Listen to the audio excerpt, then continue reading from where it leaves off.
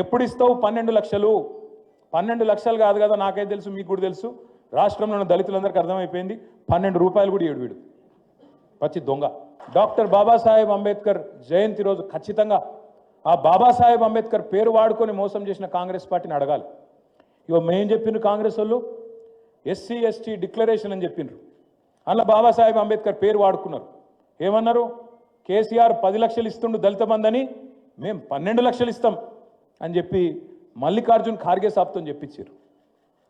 చిన్న చితిక వ్యక్తి కాదు, all India Congress committee president, భారత జాతీయ కాంగ్రెస్ అధ్యక్షుడు మల్లికార్జున్ ఖార్గే సాబ్ చేవెళ్ళకొచ్చి ఎస్సీ ఎస్టీ డిక్లరేషన్ రిలీజ్ చేసి 12 లక్షలు ఇస్తామని చెప్పిండు. నేను అడుగుతున్నా రేవంత్ రెడ్డి గారిని, 2 బడ్జెట్లు పెట్టినావు అంటే 40% టైం అడిచిపోయింది, ఇంకెప్పుడు పెడతావు అంబేద్కర్ అభయ హస్తం? ఎప్పుడు ఇస్తావు 12 లక్షలు? 12 లక్షలు కాదు కదా, నాకైతే తెలుసు, మీకు కూడా తెలుసు, రాష్ట్రంలో ఉన్న దళితులందరికీ అర్థమైపోయింది. 12 రూపాయలు కూడా ఏడు వీడు పచ్చి దొంగ. ఇంకొక మాట, 6 లక్షలు ఇస్తా అని చెప్పిండు. 5 లక్షలు కాదు, డబుల్ బెడ్రూము 6 లక్షలు ఇస్తా నేను, మిగతా వాళ్ళకి 5 లక్షలు ఇస్తా, ఎస్సీ ఎస్టీలకు 6 లక్షలు ఇస్తా అని చెప్పిండు. మరి నేను అడుగుతున్నా ఇవాళ డాక్టర్ బాబాసాహెబ్ జయంతి సందర్భంగా, ఏమైంది నీ 6 లక్షల మాట? ఎక్కడ పోయింది? ఖార్గే గారు ఎక్కడున్నారు?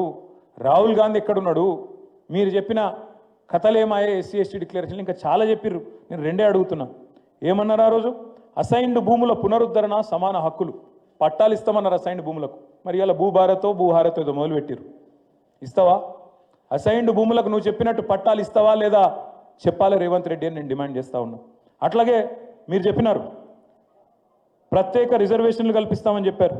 అట్లాగే కాంట్రాక్టులలో కూడా బ్రహ్మాండంగా మరి జనాభా దామాషా ప్రకారం దళితులకు గిరిజనులకు 18%, అదేవిధంగా 10%, 28% ప్రభుత్వ కాంట్రాక్టులలో కూడా మీకు వాటా కల్పిస్తామని చెప్పిండ్రు. బీసీలకు 42% అన్నారు, ఎస్సీ ఎస్టీలకు 28% వాటా కల్పిస్తామని చెప్పిండ్రు.